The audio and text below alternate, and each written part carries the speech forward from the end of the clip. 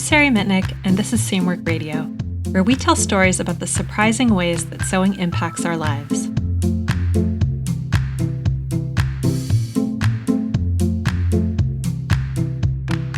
Hey everybody, and welcome to episode number 33. Today we're talking about something that kind of strikes all of us at sometimes, I think. It's what do you do when your hobby starts to kind of feel like a chore? So today we're going to cover some questions you can ask yourself to figure out why you might be in a rut and the right approach for you personally to get out of it. So there's not just one answer for everyone. We're going to give you a whole bunch of ideas and hopefully something resonates with you. So a few months ago, there was this post in the Seamwork community about being in a sewing rut, just because of all the stuff that's been going on in the world. And I think we can all kind of identify with that. So what this person wrote was, it sucks because I had all these patterns cut out and I was so excited, and it feels like I'm slugging around every time I even attempt to sew a little bit. I'm trying to get back in the groove. Any tips? So I think that's a familiar feeling to a lot of us. Oh, yeah. I don't know. I get that way sometimes. I don't know. Do you feel that way very often, Haley? Oh, yeah, all the time. And I think that's just kind of part of the long-term relationship with sewing. And I think, we both have sewing related jobs, and this also has a huge effect towards my sewing attitude. Do you feel like it affects yours as well? I think it does to some extent. I think it used to a lot more because I used to do a lot of the hands-on sewing for my job, which, it's been years since that was the case. So not so much anymore, but I think it does in that I love to sew. Like I love doing it as my hobby outside of work, but I don't spend a lot of time like consuming a lot of sewing related media outside of work just because I do it a lot within my job. So that's one way where I think it's different just because I have a sewing related job. What about you? Yeah, I think about sewing all the time. Obviously when I'm on the clock and even outside of it. So sometimes when I used to reach for sewing, I think a little bit more as like a reprieve, but maybe not as much. I've learned that I needed other kinds of hobbies in my life to create a little bit more balance. But now I try and think of it as I've been sewing for a long time. I plan on sewing through the rest of my life. I've tried reframing it more as I'm having I'm in a sewing groove or I'm not. So it's that's okay. I don't need to sew myself something every single week. I'm kind of past that point in my sewing journey where I'm training like a muscle group or something. Yeah. It's just more, if I remove that pressure from it, then it's more pleasurable for me. I've been thinking about this a lot because I've just been thinking a lot about creative hobbies and the role that they fill in our lives. And I feel like they occupy this space between work and productivity on the one hand and leisure time on the other hand. And I think, we get a lot of stuff from work and from being productive. I think, our minds are really geared towards doing things and making things and creating stuff and taking action and working with other people. And really, we get a lot of fulfillment out of that, I think, as human beings. But also our society is so productivity oriented. It's so focused on that I think we need something that can provide some of those same benefits of creating things and feeling like you're making something without the pressure. And I think that's where a lot of creative hobbies really come into the pictures. They kind of occupy that space where you have this free time and you can use it to be quote unquote productive, but it's about doing it for the joy of it rather than for the external pressure, external rewards. Yeah, totally. Oh, that's a really interesting kind of thought to mull over. When you find yourself in a sewing rut, how do you usually get yourself out? That's a good question. I think for me, I just kind of take a break. We've talked about the idea of self-compassion, I think, a lot in this podcast, and that's something that's really, really important to me. And I never want my hobby to feel like something I have to do. So I think when I'm in a rut, I just ride it out. I'm just like, okay, I'll do something else for a while and it'll come back. What about you? I kind of take the same approach. I just, like I was saying earlier, like I'm in it for the long haul. Like if I go like a month or two without sewing something, like I'm okay with that. I don't want to sew something just to sew something. But I try and be aware of myself, and when I start feeling that kind of like antsiness, like, oh, usually for me, when I'm feeling like a little bit of anxiety in my free time, it's like a cue to me that there's something that's like missing, that's not fulfilling there. And usually that's something creative, like 9 times out of 10. So just like sitting behind my sewing machine and like sewing a rope bowl, that's my favorite. Like, oh yeah, this feels good, or nah, I think I'm gonna go like bake some cookies instead. That sounds way more fulfilling to me in this moment. But yeah, just kind of listening to myself. And if I need a break, take a break and dip my toes back in, see if I'm ready, and go from there. Yeah. Don't you think it's different though when you're a beginner? Because I feel like when you're a beginner, it's so easy to break that passion early on because you're not Yes. like failure is so much bigger a deal when you're learning something, anything, I think. Yeah, for sure. I think that what I would typically like tell someone is to take a class that's a little bit hard. It's harder and easier now with like pandemic life because you don't have the joy of in-person classes. I taught in-person classes for years, and I think there's like something really energizing about being in a room with a bunch of people learning something who are passionate about the same thing. But I've also like taken some Zoom classes, and they're really accessible. Price points a little bit easier, and I think that that's really fun. It gives you that in person element. Also, just like a follow at your own class, like the classes and so like so longs we have in the Seymour classroom, I think are really great. Just to like get you out of your head and feel like you have support, because I think lots of times beginners in a rut need to feel supported.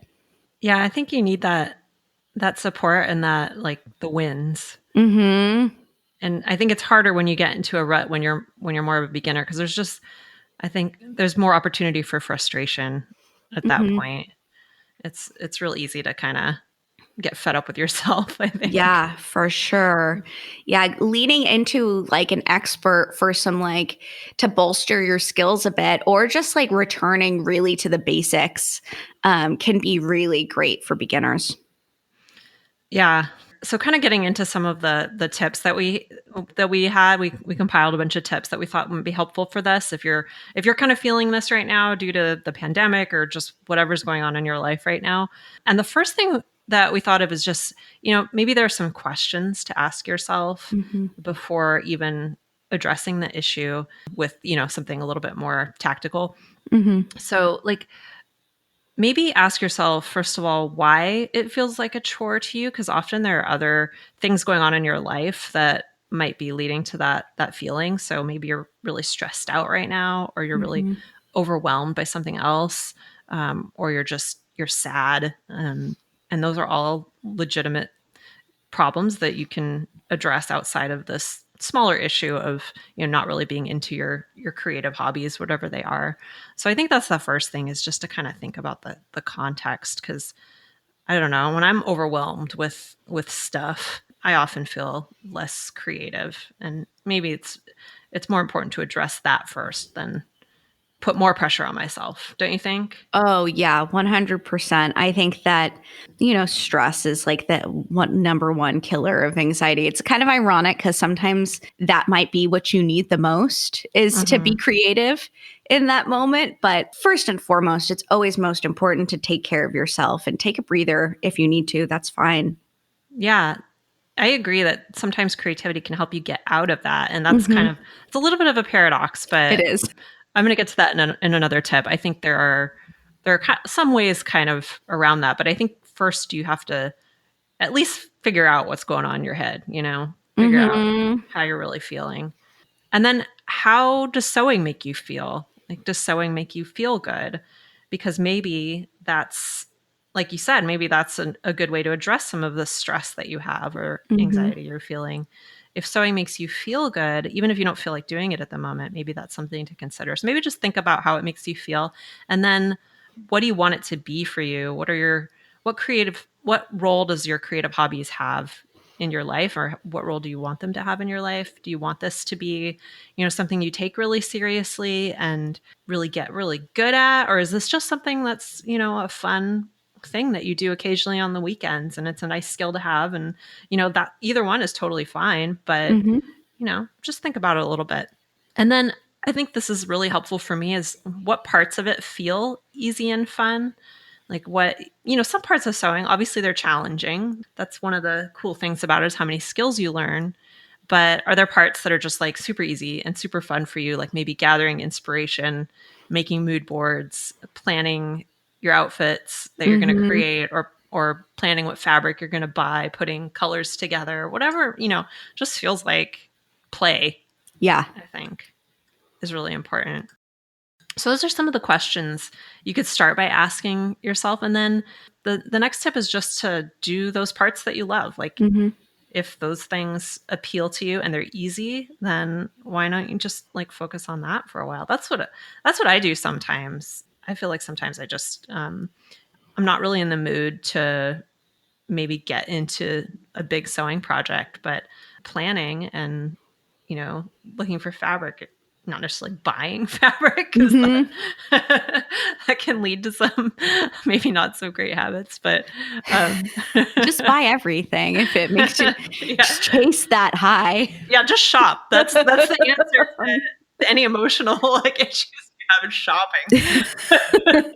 Not the advice we're giving today. No, not at all. It's kind of the opposite of my philosophy. Yeah. But I think just thinking about, the parts that make you feel creative, right? The parts that just like get you going. Yeah, totally.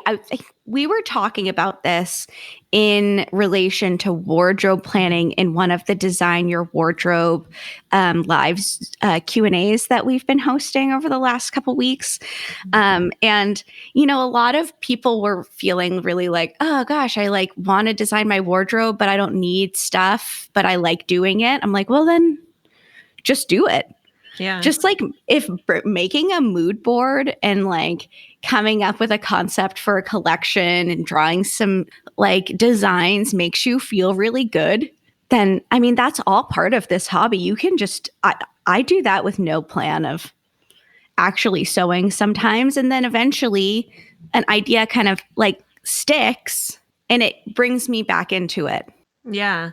I think that's probably a big thing right now, especially because most of us are working at home. And like I really don't have a lot of need for new clothing either. Yeah. But it's, it's still fun, and I'm still sewing because I'm hoping one day the world is not like this.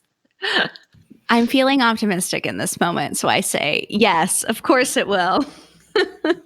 Yeah. So that's kind of the first thing I would say. And then another thing is kind of getting back to what we were talking about before about how creativity can help boost your mood, even if you don't really feel like it at the moment. So that kind of goes back to that question of how it makes you feel and thinking about how it really makes you feel, because I think sometimes, it's like exercise. Like when you're in a bad mood, you don't necessarily feel like exercising. But if you are the kind of person where exercise really ends up boosting your mood, it does for me big time. It's like a huge stress reliever for me. And oftentimes I don't feel like doing it, but I know that I'm going to feel better after I do it. And so it's not about forcing myself. It's just about like recognizing that the long-term effect is going to overcome this short term. Like I don't really feel like it. I don't feel like putting leggings on or whatever. Yeah. You know what I mean? Who am I kidding? I'm wearing leggings all day long. I was just going to say, I can't relate to that feeling. I should have said like tennis shoes or whatever. A sports bra. I definitely I don't wear shoes anymore. Yeah, I was talking about this with Ken the other day, and I mentioned this to you too, Haley. There's like this thing where like right now with the pandemic and everything, I'm not doing very much outside of the house. I'm not going places, seeing friends. I'm not doing all the activities that I'm used to doing, especially in the winter right now. Although we're getting into spring, so hopefully that'll change. But I feel like doing nothing can just be so self-reinforcing. Like you're not doing Mhm. anything and it makes you kind of more down, more sad, and then you really don't feel like doing anything because of that, and so you continue not doing anything, and it's just like it's kind of a negative spiral. So I kind of feel like sometimes I wouldn't say I force myself to do things, but I just have to like take a step back and think about like how is this really going to affect me, versus what I feel like in this moment. Yeah. I mean, and kind of echoing what you said about treating it like self care, think of the things that even if you don't feel like sewing right in that moment, like what's going to make it feel really indulgent for you? Is that like putting on your favorite sweater and slippers and making an amazing cup of tea and putting on a great podcast? Maybe this one. And just like making it feel like this really like calming, indulging moment, it might enhance that self-care feeling of the whole practice. Yeah. Yeah, that's true. That like ritual is a big thing for me and making Mhm. sure that creating the environment around me that makes me feel the way I want to feel. Yeah, totally. And then the next idea or tip is just, take a break if it doesn't feel good to you. Like if Mhm. you've thought about it and you're like, really it doesn't feel good to me to make myself do this, or I really just don't feel like it at the moment, or there's something else I want to do, Mhm. then just take a break and don't put pressure on yourself to do what doesn't feel good. Yeah. I don't know.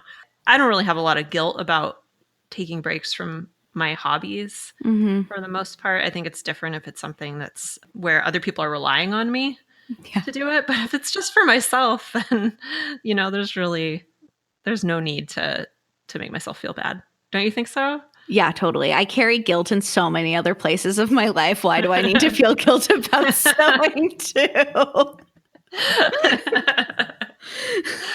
Yeah, I think that's a cool thing about well, sewing, and I think a lot of hobbies is just like you're doing it for you. Mhm. It's one of the few areas that in your life where you don't have to do something for somebody else. For me anyway.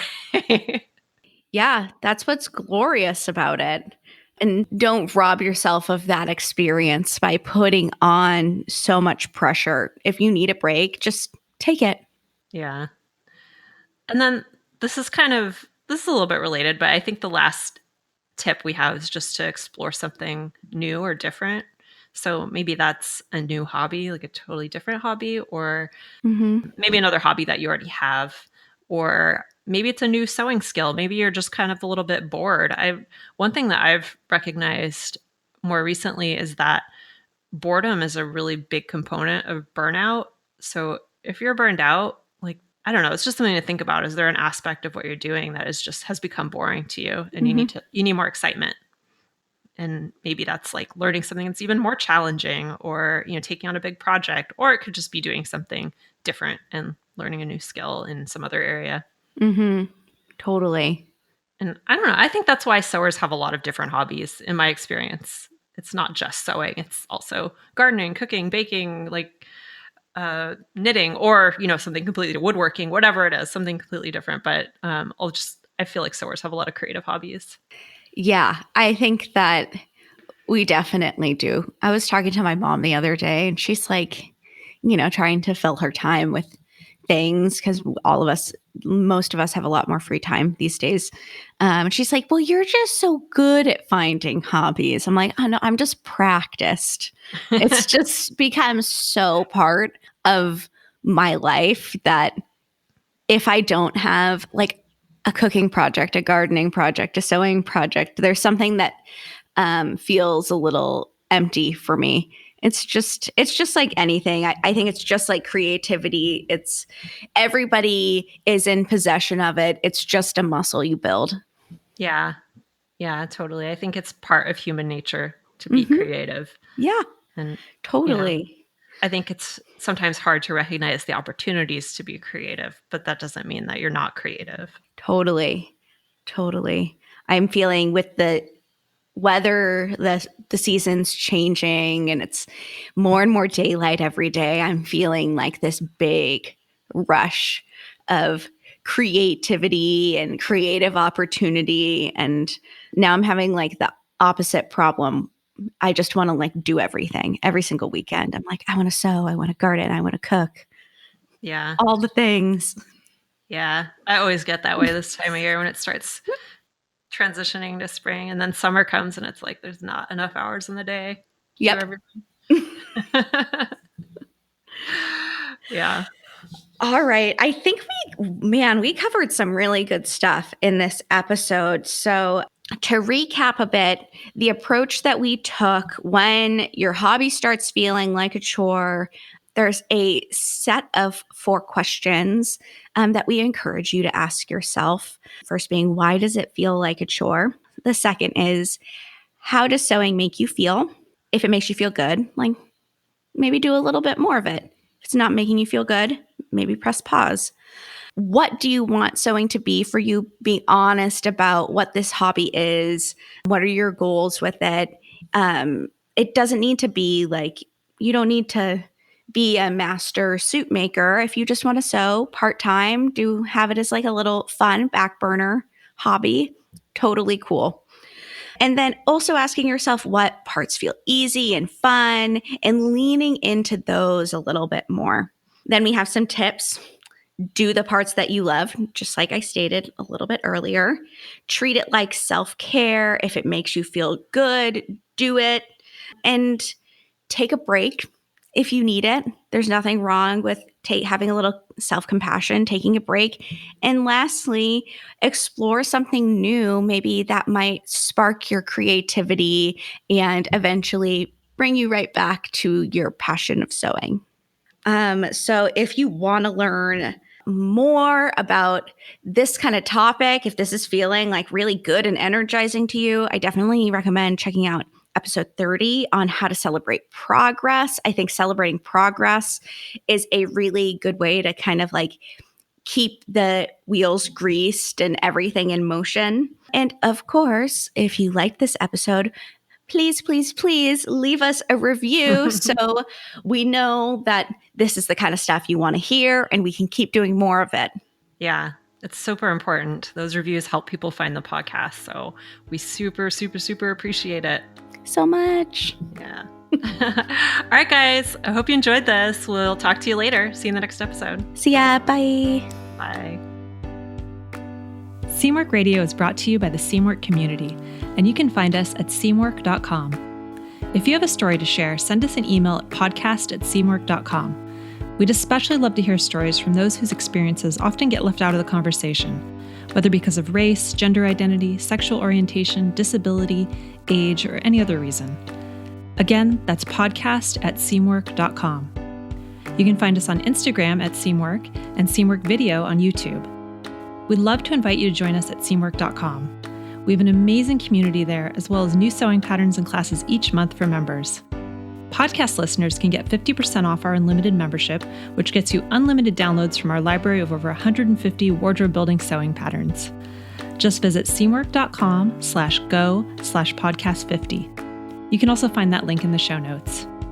And if you like this podcast, please consider giving us a 5-star review on Apple Podcasts or the podcast app of your choice. It really helps other people to find the show so they can hear these stories too. Thanks for joining us, and we'll be back with you soon. I'm Sari Mitnick, and this is Seamwork Radio.